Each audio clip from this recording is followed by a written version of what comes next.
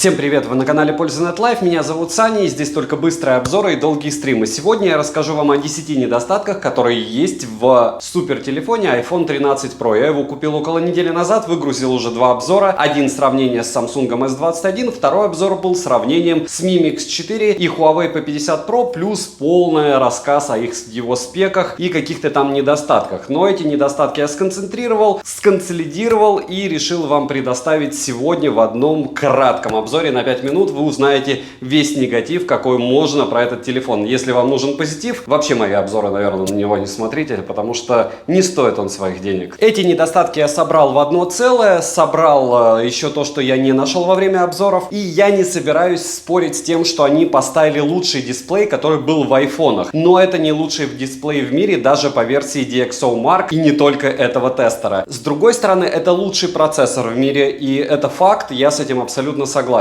Так что давайте, не забывайте поставить лайк за труды. Вспомните, что на основном канале за подписку, лайк и комментарий к любому видео разыгрывается 5 Mi Band 6 серии ежемесячно. А теперь 10 недостатков основных iPhone 13 Pro. При том, что я являюсь фанатом данного бренда, у меня 4 планшета от них. Кстати, на iPad mini 6 у меня был обзор сегодня на канале, так что кому интересно, посмотрите волшебное устройство. Недостатки. Первое. При длительной съемке в 4К 60 FPS этот девайс сбрасывает количество frames per second, то есть он сбрасывает 60 FPS на 30. Притом вас про это не предупреждает. Проще говоря, вы часа 2 снимаете на этот телефон в режиме 4К 60 FPS, и после этого в файле смотрите, бах, а там всего 30 FPS. Вот такая магия Apple. Главное не сказать, правильно? Второе, это лютый сброс яркости в играх. Лютый, потому что раньше в яблоке 11 Pro Max у меня есть iPhone 12, они сбрасывали яркость на процентов 20-30. Сейчас они сбрасывают вот эти смартфоны яркость в два этапа. Первый этап где-то через минут 5 на процентов 30, и потом еще на процентов 30. По мне это лютый фейл, и даже если мне кажется, они будут сбрасывать яркость теперь один раз, а не два, это прям слишком. Все пруфы и все остальное, еще раз повторяю, в основных обзорах, не буду сейчас вас лишним грузить. Третий момент, это 120 Гц на экране. То, что их нет, видела уже чертова туча людей в интернете. То, что ничего не оптимизировано под эти 120 Гц, это факт. Притом это признается, мне кажется, всеми. На данный момент все, что может прорисоваться данным устройством, это Гц 80. Если вы берете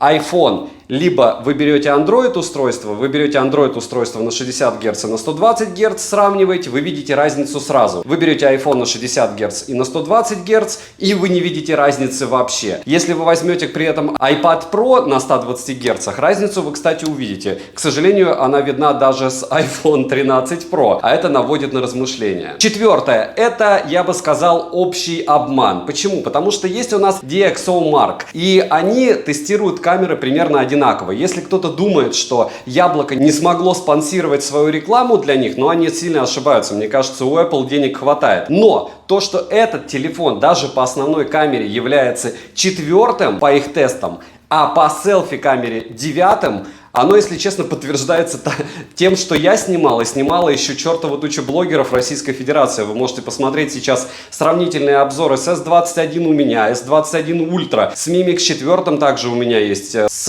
Huawei P50 Pro. И все это говорит о том, что здесь они профилонили. То есть камера лучше, чем в 12 Pro, но она не лучше, чем все на рынке. То есть Huawei P50 Pro однозначно лучше, Mi Mix 4 чем-то лучше. И если брать по селфи-камерам, эгегей сколько всего может снимать лучше, чем iPhone 13 Pro. Допилят ли они это с прошивками, увидим. На данный момент ничего фееричного, чтобы хлопать в ладоши и кричать «это лучшее», здесь нет. И еще один небольшой момент по съемке данного аппарата. Логично, что вы в YouTube, если не занимаетесь съемкой видео, блога или еще чего-то, можете не видеть. Но тот пример, который я выкладывал, допустим, в сравнении с Mi Mix 4 и Huawei P50 Pro, многие не заметили, что iPhone 12 Pro просто сыпал артефактами при съемке. Посмотрите обязательно этот участок отдельно от других телефонов, и вы поймете, о чем я. Эти пиксели — это не причина в YouTube или в рендеринге. Это причина вот в данном аппарате. Он тупо не справляется с некоторыми сценами, и это нехорошо. 4К 60 FPS, тест работы камер Huawei P50 Pro,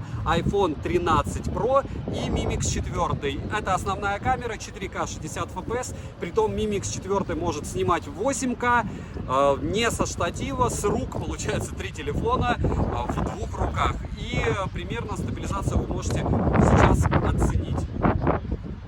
всяком случае, если двигаться с этими телефонами, и объект будет изменяться, не знаю. Еще раз напоминаю, что синематика, вот этот супер режим кино в iPhone 13 Pro у нас только в 1080p 60 FPS, и, если честно, смысла в этом никакого. По поводу микрофонов, больше всего мне нравится, как Huawei P50 Pro пишет, но вы сейчас это и так услышите, я думаю, сможете для себя решить. Пятый момент тоже касается съемки. Здесь нет кнопки паузы. Вы, не знаю, знаете или нет, вы можете снимать какое-то видео, вместо того, чтобы останавливать его 500 раз, вы можете ставить его на паузу в Android устройствах и после этого снимать видео с паузы, и у вас будет большая-большая такая нарезка. Здесь это делать нельзя. Можно установить сторонние программы, можно каким-то образом смириться с этим. Но то, что разработчики знают про эту проблему, то, что это пользователям нужно, и то, что им наплевать, это тоже откровенный минус. Плюс я сюда сразу отнесу кинорежим, потому что 1080p 30 FPS и этот блер на видео, ну вы можете посмотреть обзоры, опять же, и примеры сравнений, и сами, если купили данный девайс, попробовать. Это не смотрибельно. Это из разряда того, что давайте пошутим, поиграем, заманим покупателей. 1080p 30 FPS в 2021 году, где у всех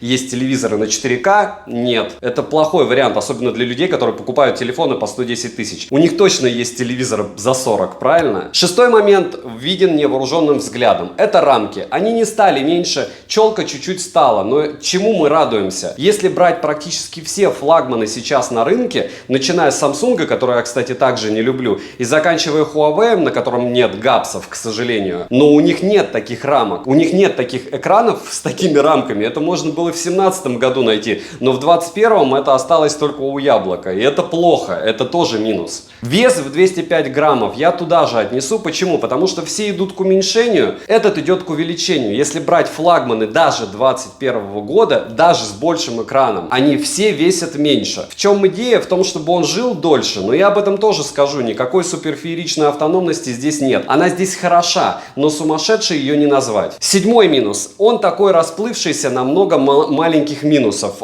Чехлы от 12 Pro Max не подходят сюда. Это плохо, это неправильно, и учитывая, что аппараты имеют минорные изменения внешние, но могли бы они хоть чуть-чуть пойти навстречу пользователям. Дальше оперативки здесь всего на 5,5 гигабайта, это довольно мало, не критично. Понятно, что у Яблока совсем другая оператива и по-другому они с ней работают, но хотелось бы хотя бы чего-то большего за такие деньги. Разумеется, нет мини-джека, нет ЭК-порта и нет индикатора уведомлений, который здесь в принципе-то и не нужен. Но вот такой вот суммарный минус я все-таки им оставлю. Восьмой минус. Нельзя расширить память. И кто бы что ни говорил, в Huawei P50 Pro можно вставлять карту памяти, а это флагман. Притом этот телефон занимает первые строчки в тестах независимых тестировщиков по камере. Так что Huawei все-таки какими-то местами, но делает Apple притом довольно сильно. Если бы они с Google не поругались, я думаю, мы много чему бы радовались и удивлялись сейчас. Девятый момент. Это вход Lightning. Но это издевательство. Медленная, слабая медленная зарядка. Притом iPad уже продают с входом Type-C. И это как минимум нечестно. Подло, эффективно, как говорится, главное доходно, правильно? И десятый момент — это стоимость за гранью добра и зла. 110 тысяч — это по мне уже перебор. Это не лучший телефон по съемке, это не телефон, который не перегревается. Отдельно про перегрев я бы хотел сказать всем хомячкам, которые делали на него обзоры. Ну, подлым хомячкам, которые его рекламируют. Я не знаю, как можно не заметить то, что он периодически перегревается до градусов так 47. Я даже когда Genshin устанавливал, телефон нагревался ровно до 47 градусов. Ну, понятно, что хоть в глаза все божья роса, но эта штука перегревается примерно так же в каких-то моментах, как Snap 3 восьмерки. Это факт. Так что давайте не устраивать рекламу. Перегревается он периодически. И это плохо. Хотя, к слову, Genshin, который запускался у меня первоначально за 1 минуту, сейчас уже запускается за 35 секунд. И это хорошо.